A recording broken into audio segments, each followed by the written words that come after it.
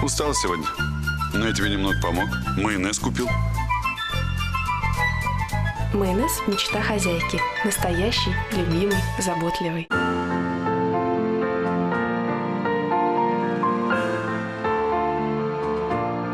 Новая коллекция кухонной техники «Горенье бай Старк».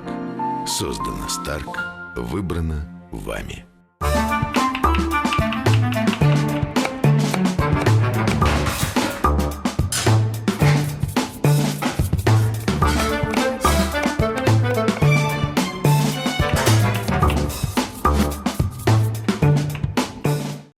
Ассаляму алейкум, уважаемые телезрители! В эфире кулинарное шоу «Софрага Бойранас» и я, ее ведущая Айше Джавдетова. При помощи фотокамеры сохраняются лучшие мгновения жизни и останавливается время. И сегодня у нас в гостях замечательный, креативный и всеми любимый фотограф Ришат Алиев. Хошки для нас, Ришат Бей. Ассаляму алейкум. Я очень рада видеть вас. Взаимно, Айше. Вот видите, хавитчик уже сварила. Очень вкусный потому аромат. Потому что это традиции наши крымско-татарские. Вот, сейчас я вас угощу. Торговой марки Леба. Бойранас. Сакунас. Кофе Леба – это самые современные технологии производства и лучшие сорта отборной Арабии в купажах. Кофе Леба – это неповторимый вкус и бодрящий аромат в каждой чашке. Очень вкусный кофе. Я старалась. Дадите рецепт? Конечно, потом. Напишу на листочке. Сакунас.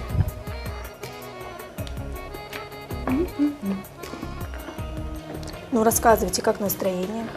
Настроение отличное. Сегодня холодно, пасмурно. Сегодня пасмурно. Но вы зашли с улыбкой, на вас это никак Несмотря не на повлияло. пробки в городе, я зашел к вам с улыбкой. И Это радует. сегодня мы будем готовить салат, греческий салат. Этот рецепт я узнал на одной из свадеб. Я снимал как-то греческую свадьбу. И мама невесты поделилась со мной очень интересным рецептом. Он немножко необычный, поэтому сегодня мы его увидим. Приступим? Приступим. Я попрошу вас, давайте поменяемся местами. Давайте. Потому что это у нас обычно место для гостя. И приступим. Так, что делать мне? Что вы будете Давайте, делать? наверное, я буду нарезать огурцы, а вы Давайте. помидоры, да? Так, вот я вам предложу ножичек. Угу. Пожалуйста. Так, это мой. А это мой. Мгм. Все, я возьму. Этот салат нарезается крупными дольками, поэтому не стесняйтесь. Помидоры можно делить примерно на 8-10 долек смело. И огурцы Хорошо. точно так же. Так, мы можем сразу сюда, наверное, да? Ну да, так. Ришат Бей, Да. как вам пришла любовь к фотографии? В каком возрасте вы начали этим заниматься? Ну, заниматься фотографией я начал в институте плотно, да, все началось с установки фотошопа, то есть у многих фотографов обычно бывает наоборот, сначала они покупают фотоаппарат, а потом работают в фотошопе. У меня получилось немножко по-другому, я сначала установил фотошоп, мне понравилось с ним работать, и потом я приобрел фотоаппарат. Но до этого я тоже снимал, но снимал пейзажи, горы, море. В Крыму этого достаточно много, поэтому практики тоже у меня было много. Я снимал животных, я в институте ходил очень много в горы со студентами. Тем более у нас в Крыму и море, и леса, и горы. Такие пейзажи шикарные, правда? Ну, да, все это позволяет развиваться. Потом мне предложили поснимать свадьбу. Я снимал свадьбу, кстати, одной очень известной журналистки. Потом у жениха была вторая часть свадьбы в Новороссийске, мы поехали туда. В общем, все это так закрутилось. И Сколько вам тогда было лет? мне в районе 19 лет был, это третий курс Машалла. института. Да. Вот. Но я помню, в детстве я еще фотографировал на пленку. Дедушка мне купил фотоаппарат, тогда они были Помните, пленочные. какой был фотоаппарат? Это был Panasonic. В общем, я отщелкал, наверное, в первую минуту всю пленку, и я не помню, что из этого получилось, но факт в том, что мне очень нравилось снимать. У меня есть фотографии, там тоже озера разные, ну вот так. Супер. Супер. Вы занимаетесь исключительно свадебной фотосессией сейчас? Либо нет? Нет, на самом деле не только свадебные. В моем арсенале и съемка гостиниц очень известных, даже в Крыму. Мрия, да? Мария, да. Я это видела у вас ваши работы, и они просто шикарные. это Каждая курортный ваша комплекс. работа – это Да. произведение искусства. А я напоминаю, что официальным спонсором кулинарного шоу «Софрага Бойранас» является торговая марка «Мечта хозяйки».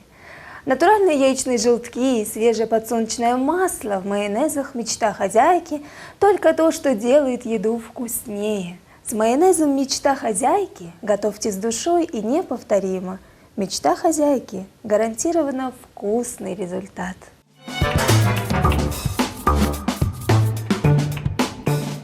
Скажите, как вам приходит вдохновение? Много ли вы занимаетесь фотошопом, или это как-то ваш художественный какой-то замысел свой? Ну, на самом деле вдохновение приходит, наверное, из самых обычных вещей, да. Вдохновение – это моя семья, это мои племянницы. А расскажите про семью. Я третий ребенок в семье. Вас трое. Да, Кто у вас, я братики, самый младший я самый любимый сыночек. Я тоже как самая всегда. младшая. Классно быть младшим. Классно, да, решат. быть младшим. У меня есть брат, сестра. У меня на данный момент 3 племянницы и 1 племянник, вот, которые меня очень вдохновляют. Я еще немного занимаюсь, ну, если можно так сказать, музыкой. Я играю немножко на гитаре. Супер. В свободное время иногда там что-то импровизирую, пою какие-то свои сочиненные песни. Ах, жаль, гитару не взяли с собой. Ну да. Ну, ничего. Ну вот, в принципе, дедушка мой герой соцтруда, он живет вместе с нами. Он тоже известный человек, Анвер Алиев. Балабан селям, харбабанызга. Алейкум селям, да. Отец мой, они с дедушкой выращивали хлопок в Узбекистане, и у них было опытное хозяйство. На это хозяйство как бы равнялся весь Узбекистан. Вот. Мой дядя очень известный человек, это Али Алиев. Он недавно, если вы помните, изобрел вещество, которое исчезает под водой. То есть Ух ты. он ученый, да. А где он живет? Он сейчас в Техасе. Вот он изобрел плащ-невидимку, как говорят многие. Ух ты. Среди наших татар есть такие знаменитые люди. Ну да. Это, конечно, достойно уважения и похвалы. Машалла. А были какие-то такие моменты в процессе съемки, запоминающиеся? Ну, наверное, их было много, конечно, но особо запоминающиеся. Какие-то смешные. Смешные. И смешных очень много было. Один раз я на свадьбе чуть не уехал. То есть мы договорились встретиться в Феодосии с молодоженами. Я их стоял, ждал, и подъехал какой-то кортедж. И я подхожу, значит, к этому кортеджу, там жених с невестой вышел, а я не встречался с женихом и с невестой. Это было очень давно. Я не встречался с женихом и с невестой до свадьбы. И я подхожу к ним, я говорю: у вас есть место в машине? Они говорят: нет. Подхожу ко второй машине. Я говорю: есть у вас место? Они говорят: нет. И они взяли и уехали. И я стою обиженный на дороге, звоню жениху, говорю: почему вы меня не забрали? А мне жених отвечает: мы еще не подъехали до этого места. То есть это Ничего был другой себе. кортедж. Если бы у них было место, они бы, скорее всего, меня забрали. Ну, а на самом деле на свадьбах возникает, то есть происходит очень много интересных вещей. Все их сложно запомнить. Но это достаточно интересно вообще, весь этот процесс свадеб. Здорово. Скажите, а вот вы, я знаю, что просматривала ваши работы как раз перед передачей. Я их просматриваю довольно-таки часто. Мне нравятся очень ваши работы. Я считаю, что вы один из самых топовых фотографов Крыма, и не только Крыма. Вы уже известны далеко за пределами. А расскажите о фотосъемке в Дубае. В Что Дубае... это было? Я видела, вы там в белом одеянии. Да, в Дубае я уже был второй раз. Первый раз я снимал там просто семью, а когда я поехал второй раз, я снимал очень интересную свадьбу. Невеста Наталья из Крыма, она работает там уже больше 8 лет, и жених, он из Лондона, но происхождение у него индийское. То есть, да. И они нашли друг друга в Дубае и захотели очень, чтобы я снимал их свадьбу. И на самом деле эта свадьба была, наверное, одна из самых интересных.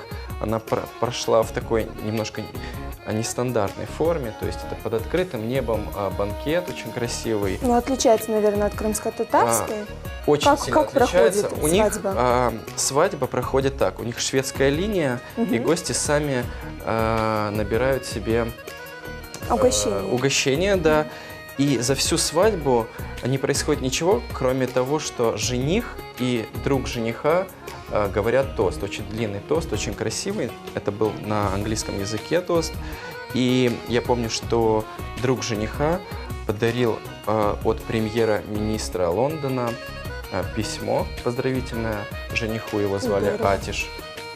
Да, и жених был очень рад. И все происходило в такой дружеской атмосфере, там человек 50 было, в таком очень интересном месте с видом на Бурж-аль-Араб. Невеста была в белом платье? Невеста была в традиционном арабском? Нет, она была в белом платье, в традиционном, но на свадьбе много было людей в индусских нарядах, очень красивых. Да, эти наряды у них шикарные. Ну, я скоро покажу эту свадьбу, просто ее нужно утвердить. Будет интересно посмотреть. А кроме Дубая где снимали? Кроме Дубая я был еще в Стамбуле, я там снимал. Свадьба тоже? Нет, там не свадьба была, там я друзей снимал, ну, я больше был там как турист. Интересную свадьбу я снимал в Санкт-Петербурге, это была греко-грузинская свадьба, тоже очень интересные традиции, греки с грузинами, это все так переплеталось, такая интересная музыка у них. Что запомнилось из традиций? Из традиций у них очень звонкая, громкая музыка, танцы сертаки греческие, очень красивые. Чем-то мотивы напоминают нашу крымско-татарскую, да? Что-то есть, потому что в Крыму переплетались, ну так исторически получилось, что и очень много и греческой культуры, и крымско-татарской. Вот. На этой свадьбе мне запомнилось почему-то очень хорошее отношение молодожен ко мне, и мы после этого стали очень много общаться, дружить. Очень красивая музыка, красивые танцы. Потом я снимал в Москве очень интересные свадьбы. В прошлом году я снимал там очень большую свадьбу, я был официальным фотографом, и еще 5 фотографов снимали в моей команде для меня. Это была еврейская свадьба на 900 человек. Это было на огромном поле гольфовом размером 14 гектар. Да. На этой свадьбе были все селебрити, от Киркорова до Басты Раймса. В этом году я снимал опять из этой семьи уже свадьбу сына этой семьи. Тоже. Как вышли на такой уровень? Как они вышли на вас? Как они вас нашли? Я знаком с организатором очень хорошо. Я фотографирую семью организатора этой свадьбы. И еврейские свадьбы тоже очень интересные. У них совсем другие традиции и обычаи. Они четко соблюдают всегда традиции. Они соблюдают, да. У них подписывают договор, собираются раввины, подписывают договор, потом поднимают договор жених рукой вверх, потом происходит у них церемония хупа, называется, там невесте одевают обручальное кольцо на указательный палец, и жених впоследствии выпивает вино из бокала и разбивает бокал ногой. Ну, вы так потихонечку познакомитесь с традициями всех народов. Я и стараюсь познакомиться с ними. Мне очень это нравится ведь интересно, снимать, правда? Мне очень нравится снимать интернациональные свадьбы, абсолютно все традиции. Наши крымско-татарские тоже очень интересные. А вот наши крымско-татарские, что вам нравится, что вы запоминаете больше всего? Спонсор кулинарного проекта «Софрага Буйранас» – торговая марка «Урожайна». Урожайна – это мука и крупы крымского производства. Каши и гарниры из крупы урожайна всегда вкусны, потому что внутри упаковки только лучшие проверенные крупы. А тесто и выпечка из муки урожайная всегда получаются такими, как вы задумали. Именно потому нравится всем. Урожайна хозяйки знают, что выбирают.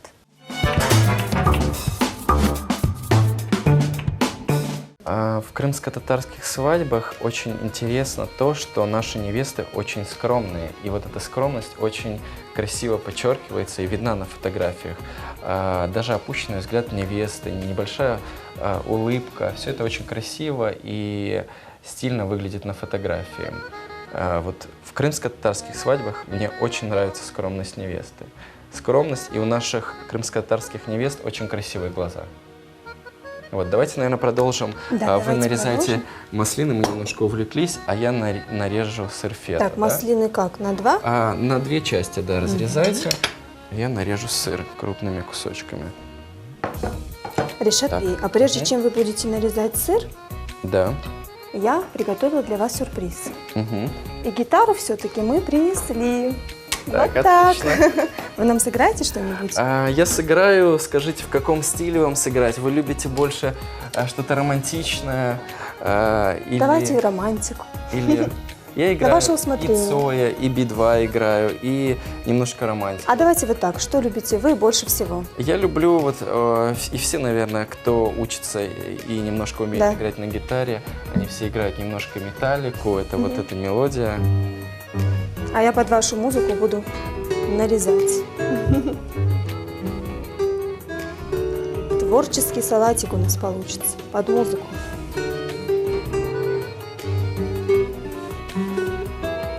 Вот, и под конец немножко заволновался. Ничего И, страшного. что-нибудь, допустим, из вот такого боем, что играется. Класс.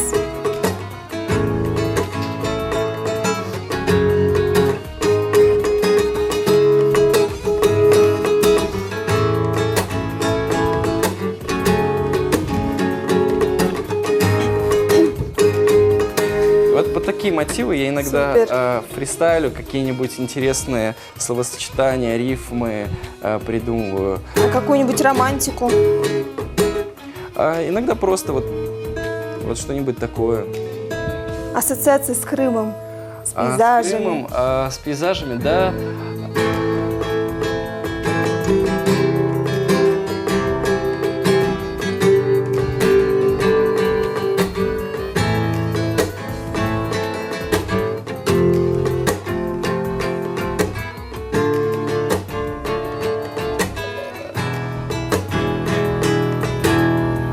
Ну, что-то вот такое. Супер, браво, И- Ришат. Талантливый Да. человек, талантлив во всем.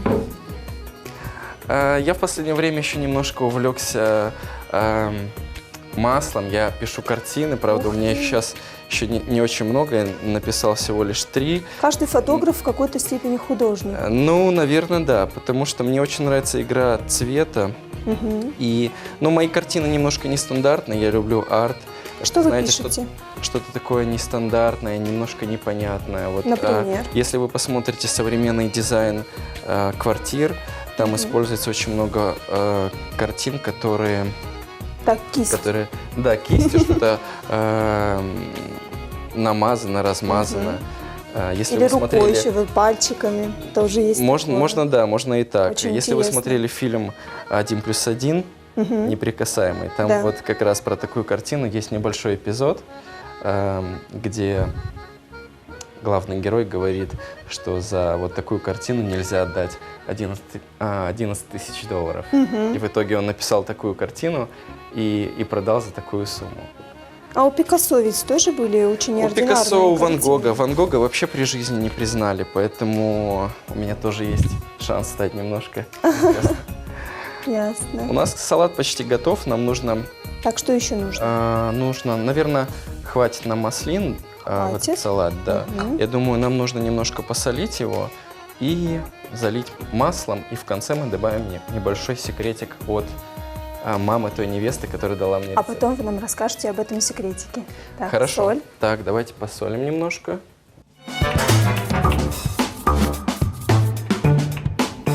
Партнер кулинарного проекта Софрага Бойронос – компания «Аквастар». «Аквастар» – это крымская вода, каждая капля которой несет в себе вкус чистоты. «Аквастар» доставим воду в ваш дом и офис в удобное для вас время. Давайте создавать ваш уютный мир вместе с «Аквастар».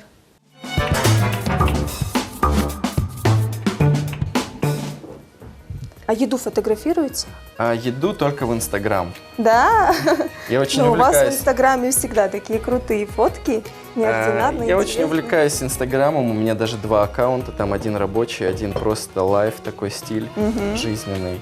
Я думаю, хватит соли.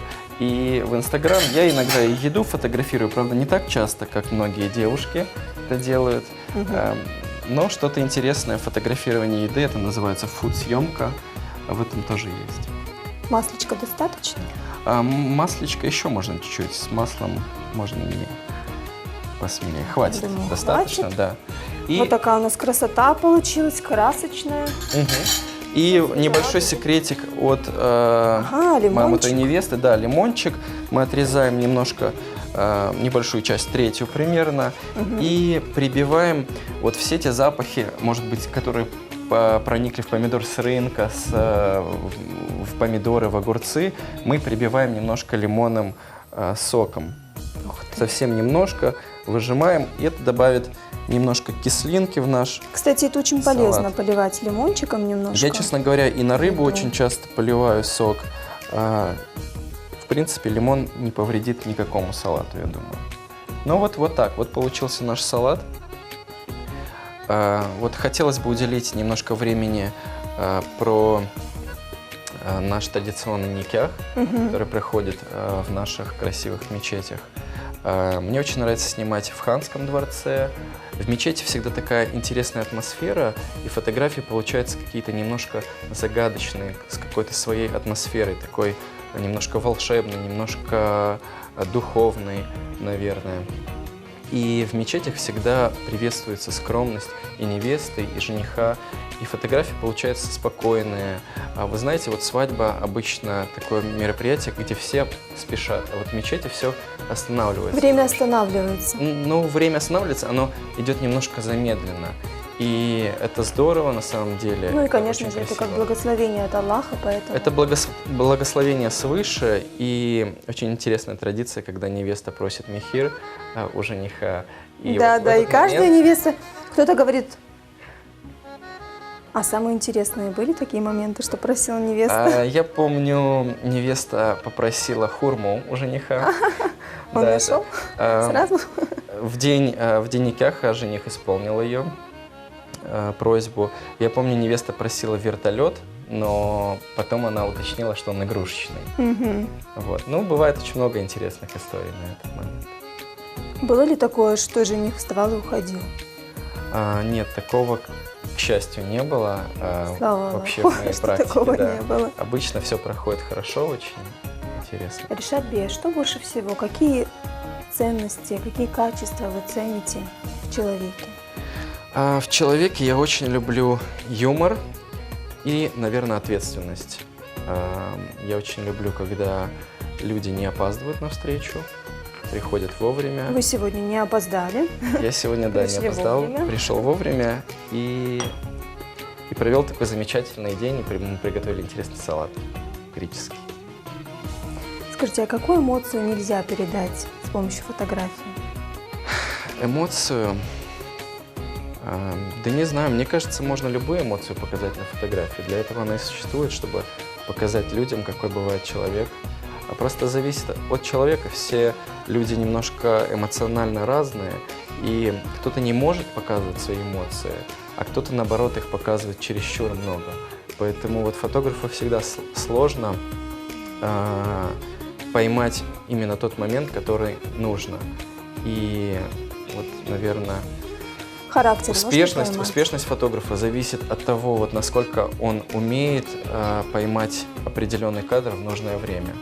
А характер человека можно передать с помощью фотографии? Характер, в принципе, по портрету можно составить какой-то характер, образ человека, но больше вот показать эмоцию в определенный момент. А как вы любите работать? Допустим, режиссировать, встань так, сделай так, либо это какая-то импровизация, то есть Ну, вы ловите моменты? Да, в моей съемке обычно бывает так, что стиль мой в репортажной съемке плюс немножко постановки. Все-таки я немножко режиссирую, потому что свадебная пара, у них это мероприятие случается один раз в жизни, и они не знают, что делать. Приходится немножко направлять, показывать правильный путь свадьбы. Без режиссуры на свадьбе, скорее всего, не получится. Но репортаж обязательно должен быть. Он как раз происходит вот в эти моменты. Никях, когда невесту забирает жених из дома, она прощается с родителями. Вот здесь я не имею права влазить со своей, да, какой-то постановкой. И здесь мне нужно ловить репортажные кадры, эмоции, слезы, счастье. Ну вот в таком роде. Как-то готовитесь к фотосъемке? К фотосъемке... Встречаетесь с невестой и женихом каждый раз? С женихом, с невестой я обязательно встречаюсь, но вот к свадьбе я практически никогда не готовлюсь, то есть я не подготавливаю никакие кадры наперед. Вот я люблю то, что случится, то должно случиться. Я не просматриваю перед свадьбой чужие фотографии, то есть я ориентируюсь на то, что вот как свадьба пройдет, я должен правильно ее показать в своих фотографиях. То есть вся история свадьбы должна быть запечатлена правильно. Не чья-то история чужая должна быть на моих фотографиях, а вот именно этой пары. Я знаю, что в вашей команде вы не один, у вас есть помощники, да? Да, у меня есть помощники. Сколько ребят? Ну, на самом деле, количество их варьируется. На данный момент сейчас у меня один помощник. Вот свадьбу, которую я снимал в Москве, у меня было 5 помощников. Они снимали для меня. Мы за свадьбу сделали 36 тысяч фотографий. То есть вот как раз я сейчас занимаюсь обработкой этой... Вы их как-то учите? Какие-то мастер-классы, возможно? Я провожу мастер-классы для фотографов. Обычно это бывает один раз в год. В этом году у меня, к сожалению, не получилось сделать, потому что очень мало времени, мне не хватает немножко времени. Но мне очень многие люди просят показать им, как работать со светом, с цветом. И поэтому эти мастер-классы нужны не только им, но и мне. Когда я повторяю и рассказываю людям материал интересный, я его усваиваю для себя второй раз. Я просматривала ваш мастер-класс среди лаванды крымской. Почему именно лаванда? Она вас как-то вдохновила? Лаванда. В лавандовом поле я начал снимать, потому что оно находится в километре от моего дома. Поближе к себе, да? Из моего дома открывается отличный вид на лавандовое поле в июне. Оно такое фиолетовое прям. Очень красиво. Да, и поэтому так сложилось. Но, к сожалению, с каждым годом плантации лаванды все менее и менее за ними ухаживают, то есть их не культивируют в Крыму, поэтому, к сожалению. Да, к сожалению. А надо бы. Да. Какие самые красивые места в Крыму? В Крыму я очень люблю Гурзуф, очень люблю, мое любимое место – это поселок Мирный Евпаторийского Сакского района. Там море, как океан, особенно в сильный ветер. Там нет ни одного пирса, там белый песок и море. То есть вы выходите, так, знаете, на край берега, как к стихии какой-то, в сильный ветер. Вот я там бываю в январе каждый год, после Нового года. И это просто непередаваемое ощущение, очень красиво. И романтично. И романтично. Как раз и вам то, что советую. нужно для жениха и невесты. Ну, салатик наш готов, да? Нужно его салатик перемешать? Готов, можно перемешать. Желательно 2 ложками, если есть вторая. Вот давайте вторую. Да, давайте я вам доверю это.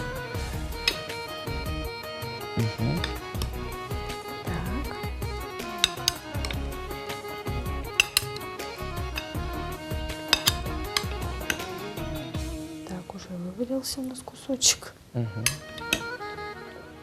Я думаю, достаточно. Вот такой у нас красочный салатик получился. По желанию сюда можно добавить немножко зелени, чтобы украсить. По желанию можно еще лука, да?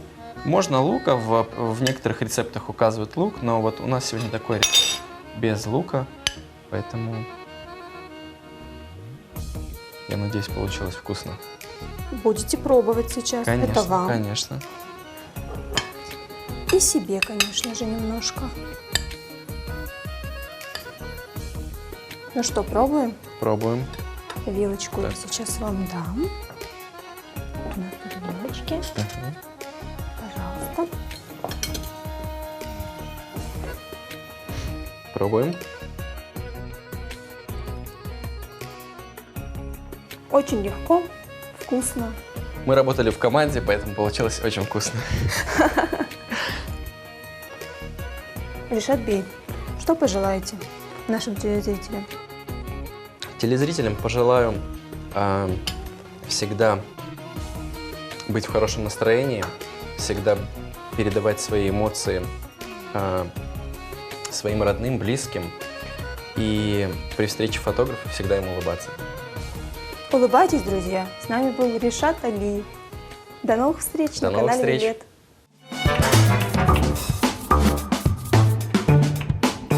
Устал сегодня, но я тебе немного помог. Майонез купил. Майонез – мечта хозяйки. Настоящий, любимый, заботливый.